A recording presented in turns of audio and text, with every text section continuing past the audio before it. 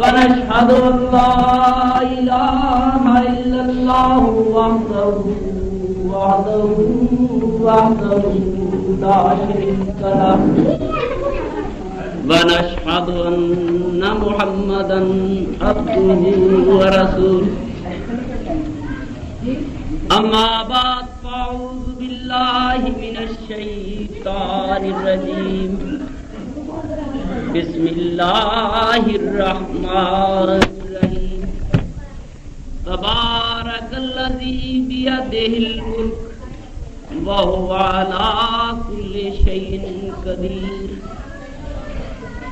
صدق الله مولانا العظيم وبلغنا رسوله النبي الكريم ونحن على ذلك من الشاهدين والشاكرين والمطمئنين الآمنين والحمد لله رب العالمين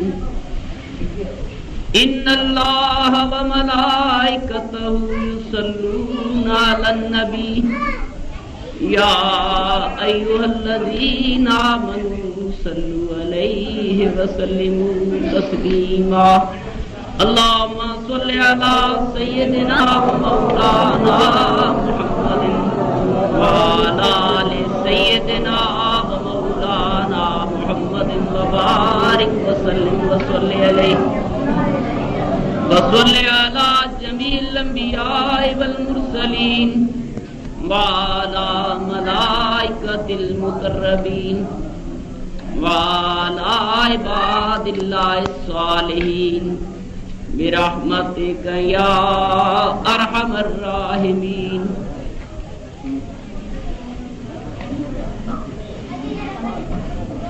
میرے بزرگوں، قبلہ چاچا جی، صاحبزادہ صاحب، پٹھی چک شریف، میرے محترم، بہت ہی محترم اور عزیز بھائیوں،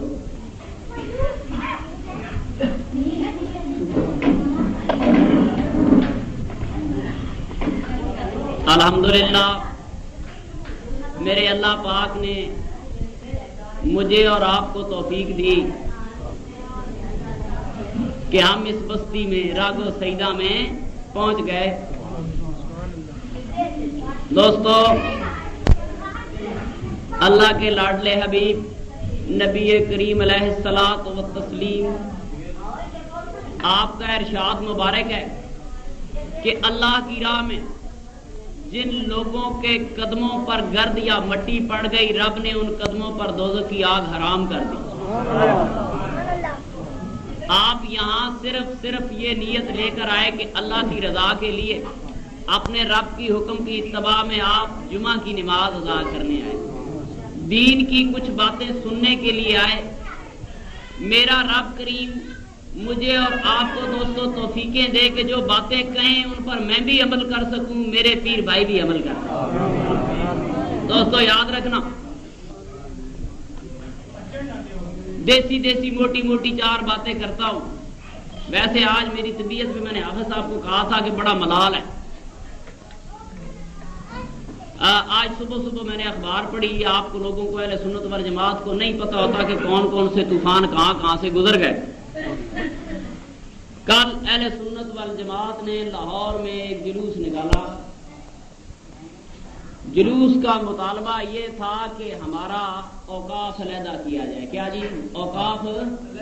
دوستو سیدھی بات ہے کہ جو لوگ وقف آمدنی کو حرام سمجھتے ہیں، درگاہوں کی آمدنی کو جائز نہیں سمجھتے، ان مولوی کا کوئی حق نہیں کہ درگاہوں کی آمدنیوں پہ پلے۔ جب وہابی اوقاف کے قائل نہیں، درگاہوں کی آمدنی کے قائل نہیں، تو ان کا حق نہیں ہے کہ وہ اس آمدن سے کتابیں چھپوا کر وہابیت کی تشریح کی جائے۔ آمدن و مزار داتا پاک کی اور کتابیں اس آمدنی سے چھپیں اور اولیاء اللہ کی شان کے خلاف چھپیں، یہ ہمارا حق تھا۔ اس کے لیے ایک پرامن جلوس نکلا۔ وہ جلوس جب مار روڈ لاہور پر یونیورسٹی کے قریب پہنچا تو وہاں جماعت اسلامی کے طالب علم، جسے آج جمعیت کہتے ہیں، کہ نام کیا ہے؟ جمعیت اسلامی کالجوں اور سکولوں والے لڑکے خبردار ہو کے سن لیں میری بات، یہ وہ جماعت جو اسلام کے نام پر غنڈہ گردی کر رہی ہے، وہ تمام کے تمام لڑکے جو اپنے آپ کو طالب علم کہتے ہیں مسلح بیٹھی ہوئی اسلحہ لے کر افغان مہاجرین کے ساتھ ساری دوستی کے پس پردہ سازش ہے کہ دھڑا دھڑا اسلحہ خریدا جا رہا ہے۔ وہ اسلحہ لے کر علماء کے، مشائخ کے، پیروں کے، مولویوں کے، دینی مدرسوں کے دوستوں، وہ علماء کرام جو جلوس میں شامل تھے ان پہ دھڑا دھڑ گولیاں برسائی گئی۔ جس بھٹو کے خلاف یہ اس ملک کے تمام مولوی صفحہ راہ ہو گئے تھے کہ جی بھٹو نے کیا کیا کہ جی مفتی محمود اور شاہ مندورانی کی پگڑی اچھالی تھی پیپل پارٹی کے کارکنوں نے کہ جی علماء کی توہین ہو گئی۔ دوستو آج لاہور کی سڑکیں علماء کے خون سے سرخ کر دی ہیں انہوں نے۔ جو اس بات کے دعوے دار ہیں کہ ہم اسلامی نظام لانا چاہتے ہیں، منہ میں اسلامی نظام، بغل میں ناجائز اسلحہ۔ میری بات سمجھ گئے اہل سنت والجماعت؟ ہوشیار، بات عقائد کی ہے، اہل سنت والجماعت پر ہر طرف سے حملہ ہو رہا ہے۔ یہ مٹھی بھر لوگ ہیں جماعت اسلامی والے، اور آج عقائد کی بات ہے۔ یہاں سے شروع کرتا ہوں کہ موجودائٹس، یہ مودودیوں کا یہ خیال ہے کہ نبی انسان ہے ہمارے جیسا۔ کیسا جی؟ نبی انسان ہے، بشر ہے۔ اور میرے دوستو توجہ دو، میں یہاں سے شروع کرتا ہوں پھر اصل موضوع کی طرف آتا ہوں۔ اگر نبی میرے تیرے جیسا انسان ہے تو میں اور تم دنیا کا ہر گناہ کر سکتے ہیں کہ نہیں؟ اگر نبی معاذ اللہ میرے تیرے جیسا انسان ہے جیسا کہ ان لوگوں کا عقیدہ ہے، پھر نبی سے معاذ اللہ معاذ اللہ معاذ اللہ ہر گناہ سرزد ہو سکتا ہے۔ نبی جھوٹ بھی بول سکتا ہے معاذ اللہ، نبی زنا بھی کر سکتا ہے، نبی منافقت بھی کر سکتا ہے، نبی بات بھی چھپا سکتا ہے۔ اور دوستو جو شخص یہ عقیدہ رکھتا ہے کہ نبی جھوٹ بول سکتا ہے، اس کا عقیدہ قرآن پاک سے ختم ہو گیا، اس لیے کہ نبی کے منہ سے نکلا یہ کتاب حقیقت کی نماز، جی یہ خدا کا کلام ہے۔ دوستو ہم نے اس پر یقین کر لیا کہ زبر زیر پیش کے فرق کے بغیر یہ کلام الہی ہے جو وحی کے ذریعے نبی پاک پر آیا۔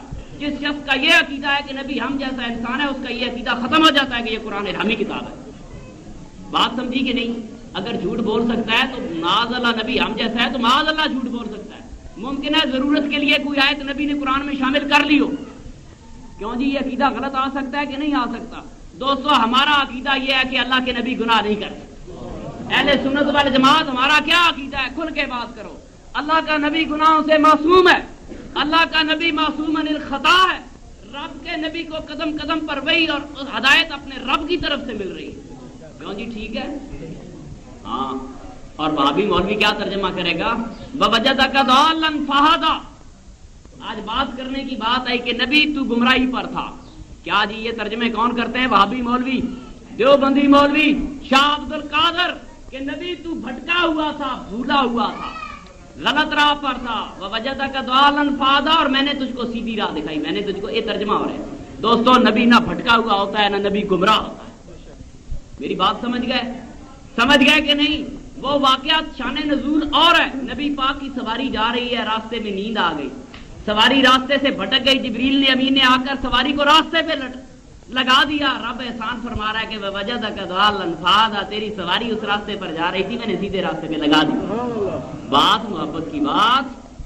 اور یہ جو گستاخان رسول جن کے ہاتھ علماء، پہلے جی انہوں نے کئی طالب علم مارے، گولیاں مار مارے، اب ان کے ہاتھ علماء اور مشائخ کے خون سے بھی رنگین ہیں۔ مٹھی بھر جماعت ہے اہل سنت والجماعت، اگر اٹھ کھڑے ہوں ان کا نشان نہیں نظر آتا۔ دوستو مودودی کی شان میں ایک لفظ جماعت اسلامی والا برداشت نہیں کر سکتا۔ کہتے ہیں نبی ہم جیسا ہے، نبی سے غلطی ہو سکتی ہے، پر عقیدہ ان کا یہ ہے مودودی سے نہیں ہو سکتی۔ مودودی سے آج تک کسی جماعت اسلامی والے نے یہ نہیں کہا کہ یہ کام مودودی نے غلط کیا، کیوں جی؟ کبھی کسی نے آج تک کہا ہے کہ مودودی نے فلاں کام غلط کیا ہے؟ اور کالجوں والوں سن لو، میرے بچے جو کالجوں اور سکولوں میں پڑھتے ہیں، قدم قدم پر جمعیت والے جال لے کر پھر رہے ہیں۔ اہل سنت والجماعت کے بچوں، آپ کو گرفتار کرنے کے لیے، جال میں لینے کے لیے ادھر سے حملے ہو رہے ہیں، نام اسلام کا استعمال کیا جا رہا ہے۔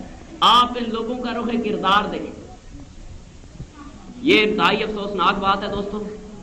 سچی بات یہ ہے کہ جماعت اسلامی، اخباروں میں جو خبر آئی، اخبار بھی جماعت اسلامی کے پروردہ ہے، نوائے وقت جنگ میں، یہاں آپ کو اعلانیہ کہہ رہا ہوں،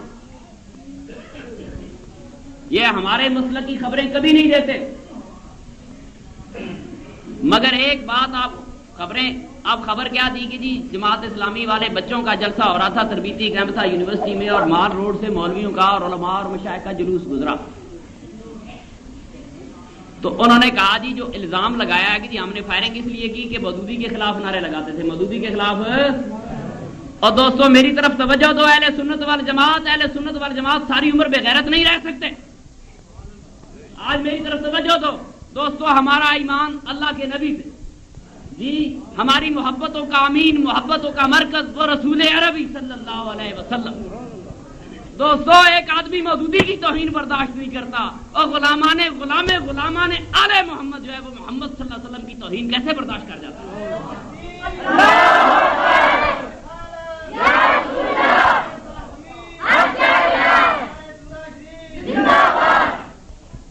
کسی جماعت اسلامی والے سے پوچھو، کہتے ہیں جی مودودی بہت بڑا عالم تھا. اور دوستو جب نبی کے علم کی بات آتی ہے کہتے ہیں اتنا علم نبی کے پاس تھا اور اتنا نہیں تھا. یہ وہ گستاخ ٹولہ ہے، یہ وہ گستاخ ٹولہ ہے. اور دوستو نمازوں پہ نہیں جانا، نمازوں پہ نہیں جانا، سجدوں پہ نہیں جانا. آؤ میں تمہیں ایک واقعہ بتاتا ہوں حضرت مولا علی کرم اللہ وجہ الکریم کی شہادت کا. دنیا اسلام میں مختصر عرض کرتا ہوں، دنیا اسلام میں نبی پاک صلی اللہ علیہ وسلم کے وصال کے بعد کچھ لمحوں کے لیے، کچھ گھنٹوں کے لیے، کچھ گھڑیوں کے لیے ایک مسئلہ پیدا ہو گیا. وہ مسئلہ تھا خلافت کا، کہ نبی پاک صلی اللہ علیہ وسلم کا جانشین کون ہو.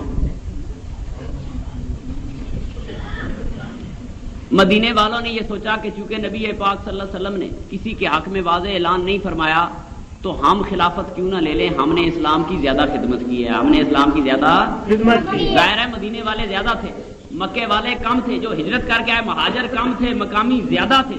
جتنی جنگیں ہوئی ظاہر ہے جن کی تعداد زیادہ تھی شہید بھی انہی کے زیادہ تھے. زیادہ لہو بہا اسلام کے لیے مدینے والوں کا. تو انہوں نے کہا خلافت ہمارا حق ہے، ہم خلافت لے لیں. مگر جب مدینے والے سقیفہ بنو سعدہ میں اکٹھے ہوئے تو وہاں پر حضرت ابوبکر صدیق، حضرت عمر فاروق، حضرت عبد الرحمن بن عوف، دو چار ہستیاں وہاں پر پہنچی اور آپ نے جا کر کہا کہ دیکھو بھائی بات یہ ہے خلیفہ آپ جسے مرضی ہے چن لیں، مگر نبی کریم علیہ الصلوۃ والسلام نے یہ فرمایا ہے کہ تمہارا امام الائمۃ من القریش، تمہارے امام قریش میں سے ہوں گے، مہاجروں میں سے ہوں گے امام. اللہ اکبر. مدینے والوں نے یہ بات سنی وہیں ٹھنڈے ہو گئے. بات سنی وہیں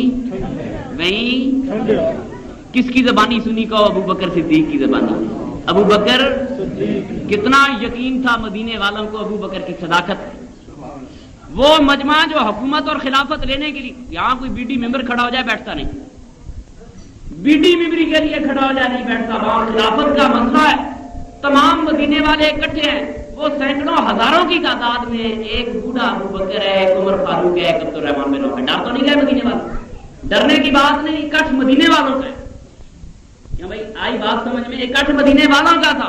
مگر جب مدینے والوں پر نبی پاک صلی اللہ علیہ وسلم کا ایک فرمان پہنچا کہ تمہارا امام قریش میں سے ہوں گے، تو انہوں نے کہا اس کا مطلب ہے مدینے والوں کا. انہوں نے کہا جی بسم اللہ قریش والو، مکہ کے مہاجروں، جسے چاہو تم اپنا امام بنا لو، تم اپنا خلیفہ مقرر کر لو. اللہ اکبر. دوستو اگر ابو بکر صدیق کی زبانی مدینے والوں کو اطلاع ملے تو وہ نبی کے فرمان پہ عمل کریں. اگر انہوں نے اپنے کانوں سے کوئی فرمان سنا ہوتا یقیناً عمل کرتے، اپنے کانوں سے سنا ہوتا تو وہ یقیناً عمل کیوں بھائی کرتے کہ نہ کرتے. ابو بکر صدیق سے انہوں نے یہ بھی نہیں پوچھا گواہ لا، جو تو روایت بیان کر رہا ہے جا صدیق دو گواہ لے کر آ. کوئی گواہ نہیں اور ہر چیز سے دستبردار. بہرحال دوستو وقت گزرتا گیا. حضرت ابو بکر صدیق کے بعد حضرت عمر فاروق تشریف لائے، عمر فاروق کے بعد عثمان غنی تشریف لائے، عثمان غنی کے بعد مولا علی کرم اللہ وجہ الکریم تشریف لائے. مولا علی کرم اللہ وجہ الکریم کے زمانے میں امیر معاویہ نے مولا علی کی بیعت کرنے سے کسی وجہ سے، مختلف وجوہات ہیں، تاریخ میں لمبی بات ہے، انکار کر دیا. کہا جی پہلے قاتلین عثمان کو سزا دوں گا پھر بیعت کروں گا. مولا علی کرم اللہ وجہ الکریم اور حضرت امیر معاویہ کی فوجیں آمنے سامنے آئیں، جس کو جنگ صفین کہتے ہیں. امیر معاویہ نے جب دیکھا مجھے شکست ہو رہی ہے مولا علی کرم اللہ وجہ الکریم کے ہاتھوں، ہمارا ایمان ہے مولا علی کرم اللہ وجہ الکریم خلیفہ برحق تھے، خلیفہ ہے، ساری عقیدتوں محبتوں کے باوجود امیر معاویہ کا احترام صحابی رسول سمجھ کر کرتے ہیں. برحق مولا علی کرم اللہ وجہ الکریم کو سمجھتے ہیں. بات میری سمجھ گئے؟ عقیدہ درست کراتا جاؤ. آپ نے جب امیر معاویہ نے دیکھا کہ شکست ہو رہی ہے، انہوں نے نیزوں پہ قرآن ٹانگ لیا. کہنے لگے آؤ ہم آپس میں کیوں لڑیں، قرآن ہمارے درمیان موجود ہے، اللہ کی کتاب پہ فیصلہ کرتے ہیں. اللہ اکبر. مولا علی کرم اللہ وجہ الکریم نے اپنے لشکریوں کو سمجھایا کہ یہ چکر ہے، یہ سازش ہے. مگر دوستو ایک گروہ مولا علی کے لشکر سے اٹھا اور اس نے کہا جی آپ کیا کرتے ہیں، جب قرآن کریم موجود ہے، قرآن پہ فیصلہ ہو رہا ہے، تو کیوں مسلمانوں کا لوگ آیا جائے، آپ یہ بات مان لیں. مولا علی کرم اللہ وجہ الکریم نے اپنے لشکریوں کے اصرار پر یہ بات مان لی کہ چلو قرآن پاک سے فیصلہ کرتے ہیں. جب قرآن پاک کے مطابق فیصلہ کرنے کا وقت آیا تو انہوں نے کہا جی دو تم اپنی طرف سے آدمی مقرر کرو، جج مقرر کرو. حکمین کا تقرر ہوتا ہے، 2 آدمی امیر معاویہ کی طرف سے مقرر کیے جائیں، 4 آدمی مل کر فیصلہ کریں خلیفہ کسے ہونا چاہیے. اللہ اکبر. جب حکمین کا تقرر ہوا تو مولا علی کرم اللہ وجہ الکریم کے لشکر میں سے ایک بڑا حصہ باہر نکل گیا. یہ لوگ خارجی کہلاتے ہیں. کون سے؟ خارجی. کہنے لگے مولا علی کرم اللہ وجہ الکریم کو کہ اگر آپ خلیفہ برحق ہیں، اگر آپ خلیفہ برحق ہیں تو خلافت کے معاملے پر کوئی افہام و تفہیم نہیں ہو سکتی. افہام و تفہیم نہیں ہو سکتی. حق ہے. جب آپ بھائی حق اور باطل میں کون سا فیصلہ ہو سکتا ہے؟ حق ہے. انہوں نے کہا جی ہم تو یہ بات نہیں مانتے. آپ نے یہ حکمین کا تقرر مان کے یہ کیا ہے کہ آپ نے کہا ہے کہ معاذ اللہ یہ میرا عقیدہ نہیں، یہ خارجیوں کا عقیدہ بیان کر رہا ہے. خارجیوں نے کہا کہ آپ نے جب حکمین کا تقرر مان لیا کہ 4 آدمی فیصلہ کریں خلیفہ کے کون ہو، تو کیا آپ کو شک تھا جو آپ خلیفہ سچے نہیں ہیں جو فیصلہ لوگ کریں؟ جی بات سمجھ گئے؟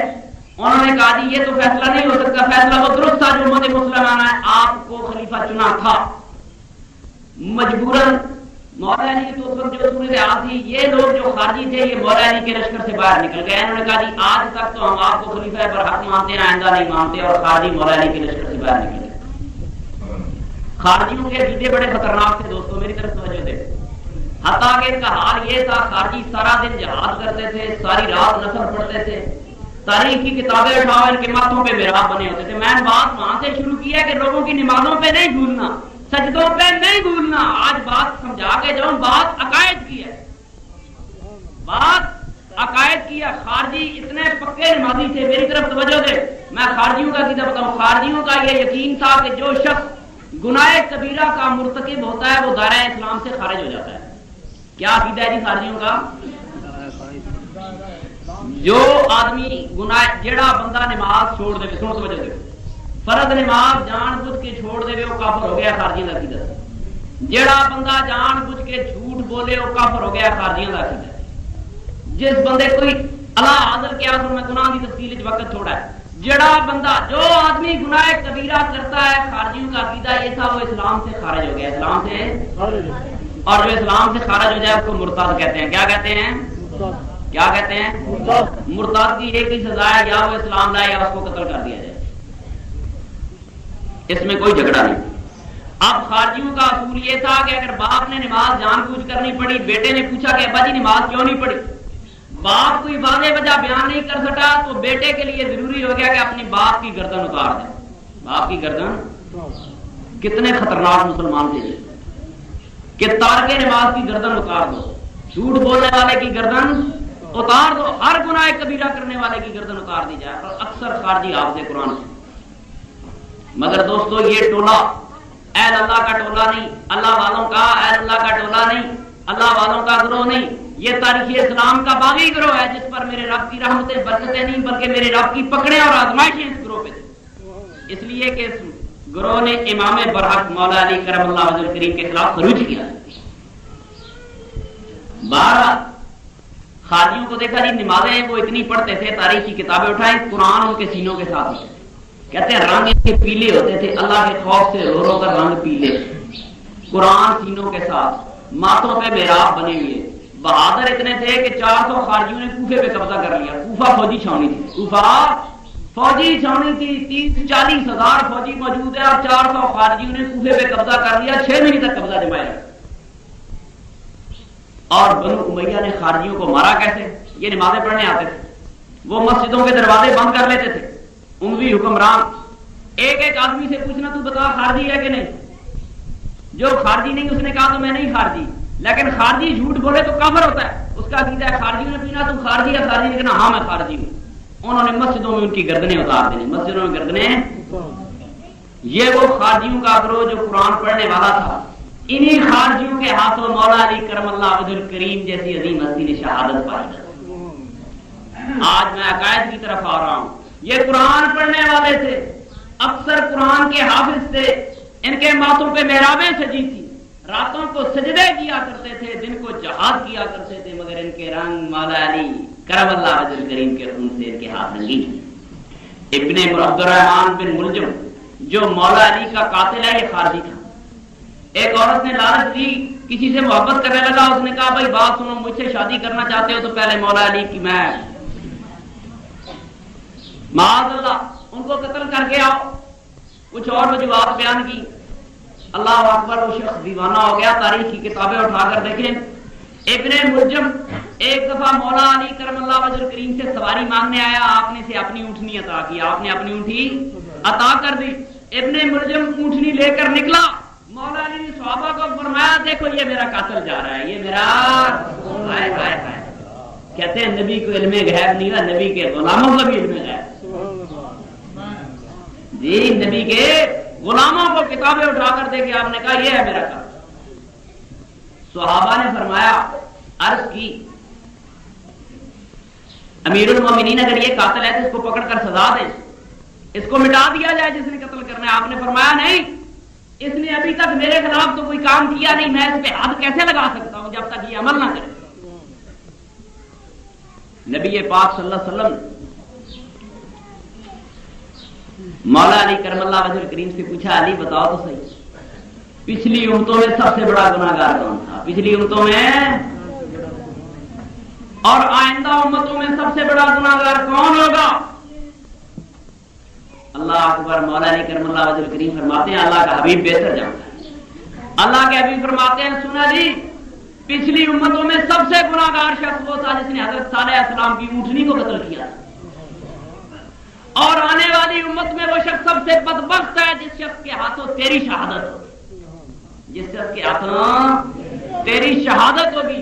میں شہادت مولا علی کرم اللہ وجہ الکریم کی تفصیلات میں نہیں جاتا کہ کہاں ابن ملجم نے تلوار ماری، مگر بعض دوستوں یاد رکھنا جب مولا علی کرم اللہ وجہ الکریم پہ ابن ملجم وار کر چکا، ابن ملجم کو پکڑ لیا گیا، پکڑ کے ابن ملجم کو جب واپس مولا علی کے پاس گھر میں لائے، آپ کے پاس لائے، آپ نے کہا ابن ملجم کے لیے نرم بستر لے جاؤ، جی نرم بستر بچھاؤ، اس کے لیے اچھی خوراک تیار کراؤ، یہ میرا مہمان ہے، یہ میرا کیسا ہو گھرانہ دوستو، کتنا سخی گھرانہ، خون بہ رہا ہے، تلوار کا کاریگر ہے، شربت بنا کر مولا علی کرم اللہ وجہ الکریم کو دیا گیا، فرمانے لگے پہلے ابن ملجم کو پلاؤ، پہلے۔ دوستو کتنی وہ عظیم لوگ تھے، جب مولا علی کرم اللہ وجہ الکریم کی رحلت کا وقت قریب آیا، وصال کا وقت قریب آیا، آپ کی لاڈلی شہزادی حضرت بی بی ام کلثوم رونے لگی، آپ رونے لگ گئی، فرمایا بیٹا رو نہیں، بیٹا رو نہیں، تو وہ نہیں دیکھ رہی جو میں دیکھ رہا ہوں، میں اپنی آنکھوں سے دیکھ رہا ہوں کہ اللہ کے رسول، اللہ کے نبی آسمانوں سے اتر کر میری طرف آ رہے ہیں، اللہ کے فرشتے جواب میری طرف آ رہے ہیں، لو بیٹا دیکھ وہ تاجدار انبیاء صلی اللہ علیہ وسلم تشریف لا رہے ہیں۔ اللہ اکبر نے کہا بیٹا اگر تو یہ نظارہ دیکھ لیتی تیری آنکھوں میں آنسو نہ آتے، تیری آنکھوں میں آنسو نہ آتے، تو وہ نظارے دیکھ نہیں سکتی جو نظارے میں دیکھ رہا ہوں۔ اور دوستو حقیقت یہ ہے کہ کربلا کے ریزگاروں میں حسین کی آنکھوں میں بھی آنسو نہ آئے، حسین کی جو نظارے حسین کی آنکھ دیکھ رہی تھی رضی اللہ تعالیٰ عنہ سید الشہداء کی آنکھ تو تیری اور میری آنکھ نہیں دیکھتی۔ جی نبی پاک صلی اللہ علیہ وسلم خود تشریف لاتے ہیں، خود تشریف لاتے ہیں، علی آ میرے بھائی، آ میرے غلام، ہرائے حق کے رائی، میں تجھے خود لینے آیا ہوں۔ دوستو جسے سرور کائنات بلانے آئے اس کا بھی مر جانے کو جی نہیں چاہے گا، جس کو لینے خود سرور کائنات آئے، فرمایا مت رو میری بیٹی، آنسو نہ بہا، جو میں دیکھ رہا ہوں وہ تجھے نظر ہے۔ دوستو بیٹی کا دکھ بجا، بیٹی کی آنکھ میں آنسو آ گئے بجا. کسی کا باپ دنیا سے جائے آنکھوں میں آنسو آ ہی جاتے ہیں، اور جس کا باپ مولا علی جیسا، جس کا شیر خدا باپ جا رہا اس بچی کی آنکھ میں آنسو آنا قدرتی بات ہے. دوستو آؤ عقیدے کی طرف جا رہا ہوں، اپنے عقیدے کی طرف، کہ جب ابن ملجم کو سزا سنائی گئی مولا علی کے قتل کی، ابن ملجم کو جب مارنے لگے تو ابن ملجم اس وقت قرآن پڑھ رہا تھا. کیا کہہ رہا ہوں جی؟ یہ قاتل ہے مولا علی کا، درندہ ہے، راندہ ہے درگاہ.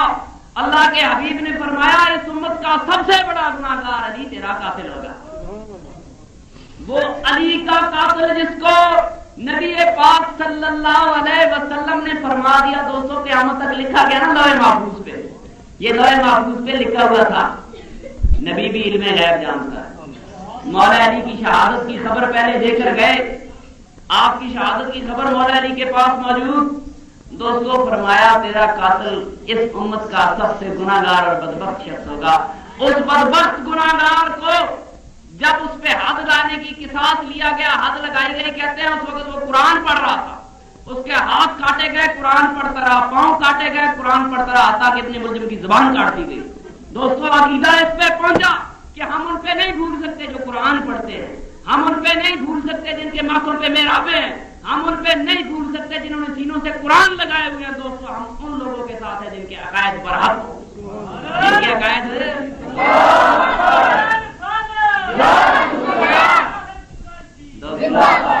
وہ حافظ قرآن کا حافظ قرآن جس کے رنگ مولا علی، جس کے ہاتھ مولا علی کے خون سے رنگے تھے.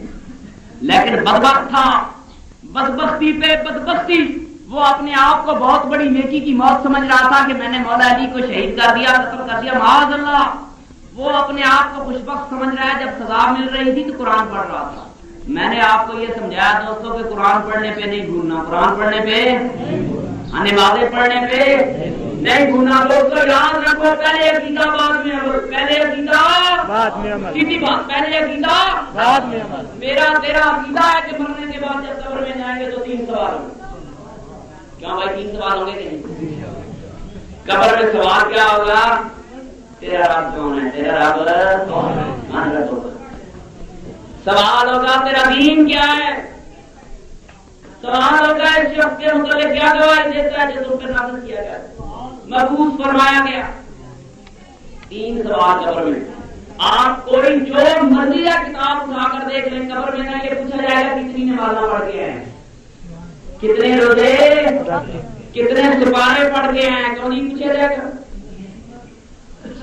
اور میرے بھائی توجہ دیں، 3 سوال پوچھے جائیں گے. جو ان 3 سوالوں کا صحیح جواب دے کے آئے گا والبسوہ فی الجنہ، اس میں پاؤ جنت کا لباس، ان بچھاؤ ففرشوہ فی الجنہ، بچھاؤ اس وقت جنت کے بچھونے.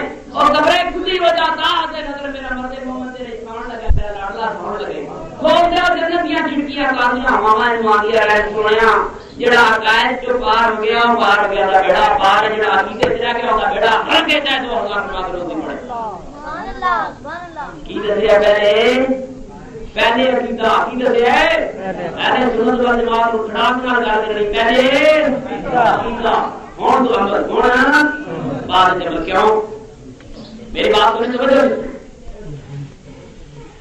دوستو. عقیدہ نام ہے یقین کا، عقیدہ نام ہے یقین. آپ کو یقین ہے کہ سانپ کاٹ لے تو سانپ کسی کو کاٹ لے تو آدمی مر جاتا ہے، ظاہر ہوتی ہے، یقین ہے نا. آپ میں سے کوئی آدمی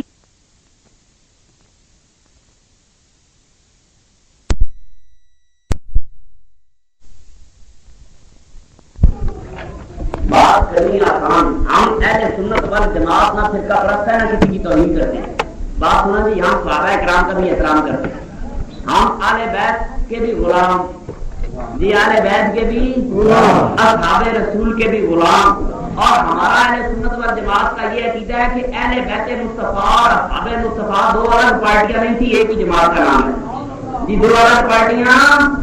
بات عقیدے کی ہے، اللہ پاک کسی کو غور فکر کا موقع دے. یہ ہمارا عقیدہ نہیں مان لگا کہ ابو بکر صدیق آل رسول کا دشمن تھا، عمر فاروق آل رسول. ہمارا یہ عقیدہ نہیں ہے. کیوں؟ یہ دلیل نہیں، اس پہ بحث ہی نہیں ہے. خدا کی قسم حضرت عمر فاروق کا بچہ کھیل رہا ہے، عمر فاروق کا بچہ ساتھ حضرت امام حسین کھیل رہے ہیں. بچے کسی بات پہ ناراض ہو جاتے ہیں. عمر فاروق کے بچے کو کہتے ہیں جا تو کیا ہے؟ تیرا باپ جو ہے وہ تو ہمارے نانے کا غلام ہے، ہمارے نانے کا۔ اللہ اکبر۔